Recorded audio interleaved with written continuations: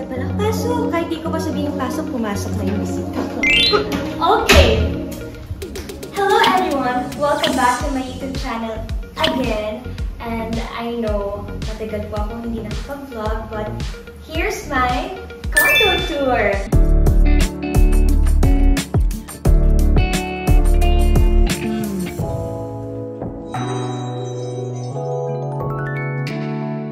Let's start with the foyer or the entrance mini hallway.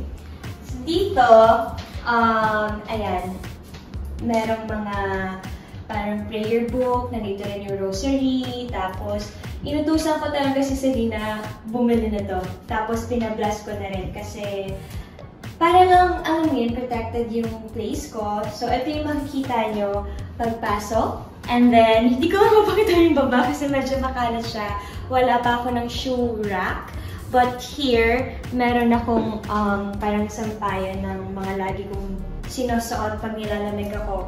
So, ito binili ko to sa Dubai, yung Victoria's Secret na robe. Kapag maaga ako nagigising, malamig pa. So, yan yung sinusuot ko parate. And then this one, kapag gabi naman. Okay. So here, actually, madilim dito. Hindi ko pa i-open yung ilaw.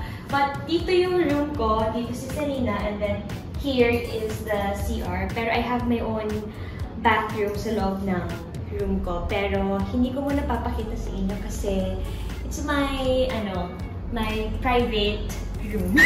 So here is the kitchen. Medyo magulo siya ngayon because ang dami kong tinatry, guys. So, nakapag-bake na ako dito ng cookies, ng cupcake. But, hindi pa sila ganun ka-perfect.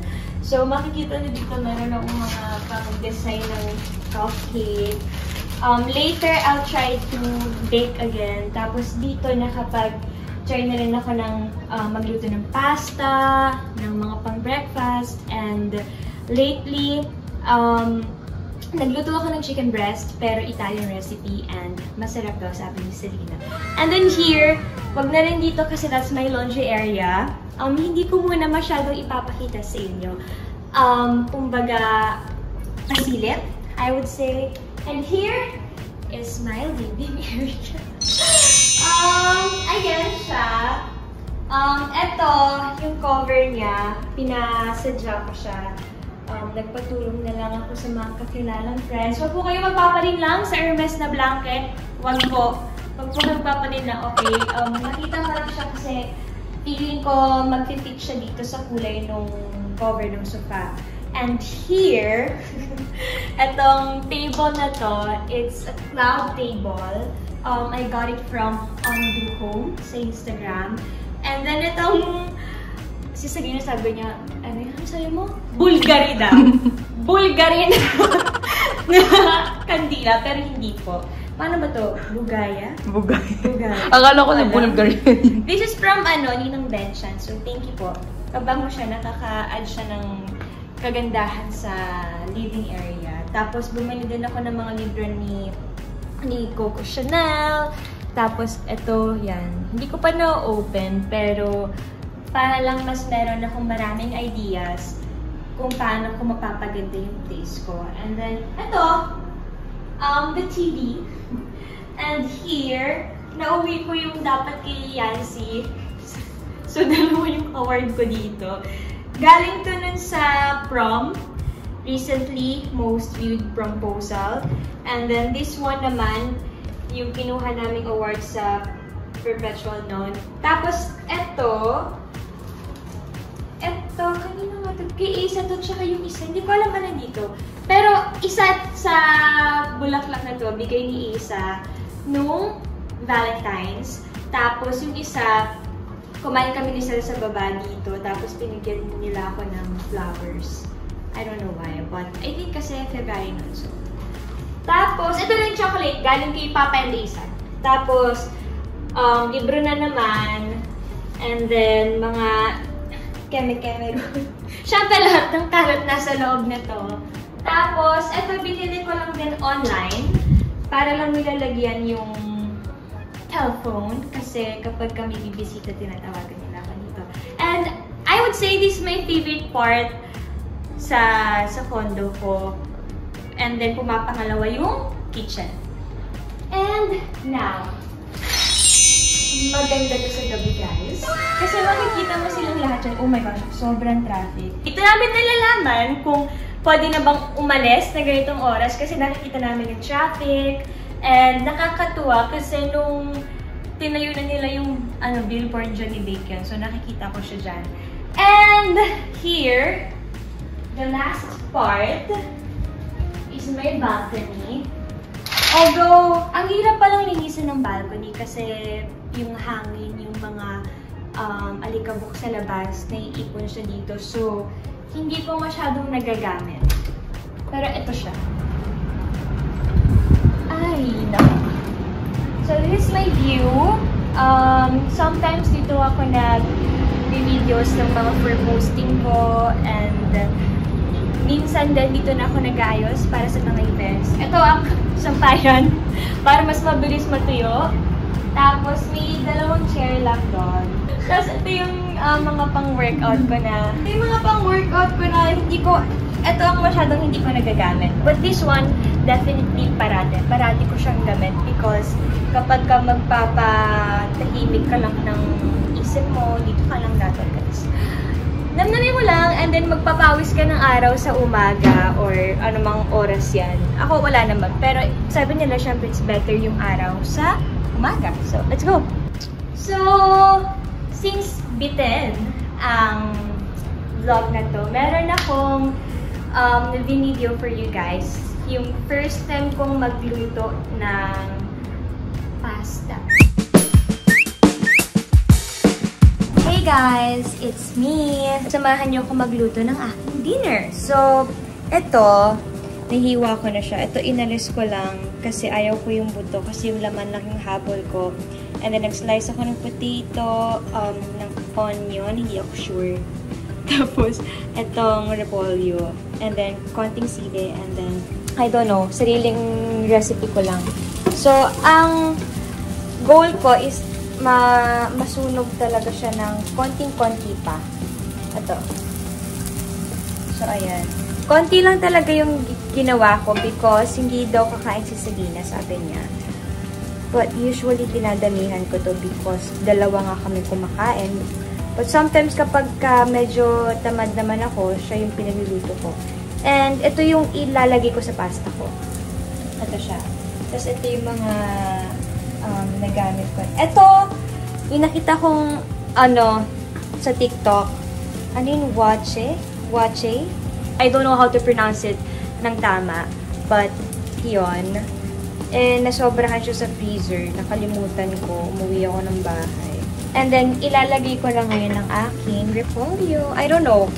Let's see. Gusto ko ng medyo sunog na repolyo. Tignan natin. Ooh! Sinahalo ko lang siya. Parang late ko nalagay yung repolyo. It's okay. Mag-a-add ako ng black pepper.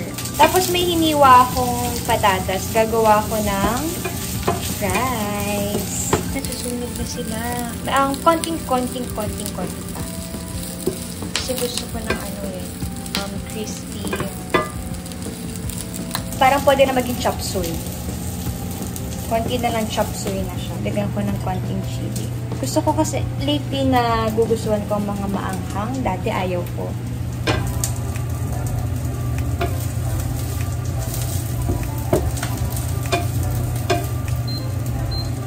Hininaan ko na siya, guys. Kasi baka ang makain ko uling na.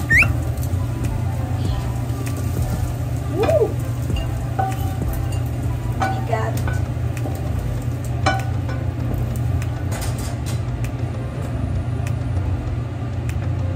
Hinaan na lang natin siya. So, maglalagay lang ako ng konting oil because eto. Ayaw ko siyang ibabad sa oil. So, gagawin ko na lang siyang, ipiprito ko na lang siya mismo sa pan. Tapos, hihinaan ko na lang. Oil test. Wala naman.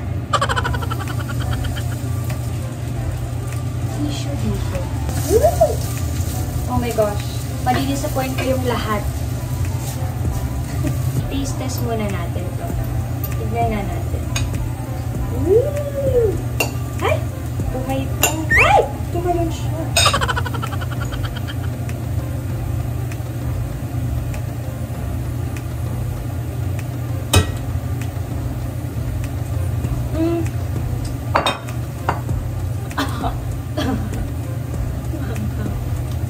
Kulang sa asin.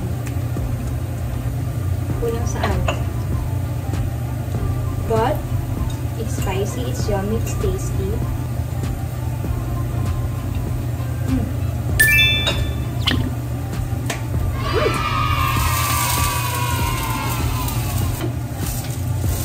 Lagyan natin siya ng pepper, ano yan. Quantity. And of course. Okay, malambot na siya. I don't know guys, don't judge my cooking skills, okay?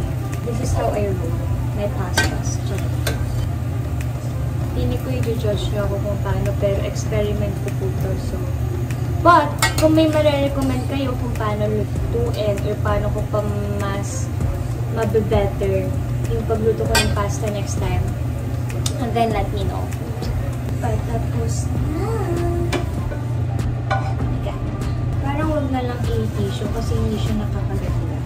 Kahit din palawan na. Okay, so my dinner's ready. I don't know. Nyo ang itsura niya. Hold on a second. And my homemade fries. Taste test. Selena, i-judge mo to. Masarap. Magaling ito magluto. Nagluto siya. Huwag ka pinungaling. Hindi, nung unang niluto mo. Masarap.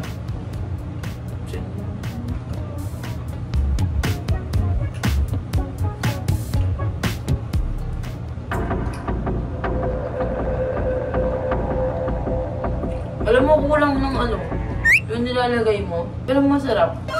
Sakto. Pero, hindi maganda yung lagay baboy, no? Maganda breast. Ah, okay. Itong fries. Mainit pa,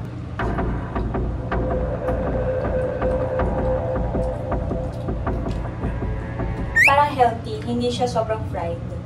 So, rate 1 to 10. Lahat? Pati Ito muna. Ito, 7. 8.5. Okay, not bad. Kasi, kulang nga ng green. Tapos, Sa fries? Hindi, baboy muna. Ah. Yung baboy niya, okay naman. Mas better lang kung breast. Oo. Mas nakakasosyal sa lasa. Pero masarap yung repolyo, magaling. Tapos ito naman, hindi ko na-explain bakit. Kasi, hindi ko yung kasi. Okay. Thanks. That's all, guys. That's all, and see you in the next videos. Bye-bye. XOXO, Francine. Mwah.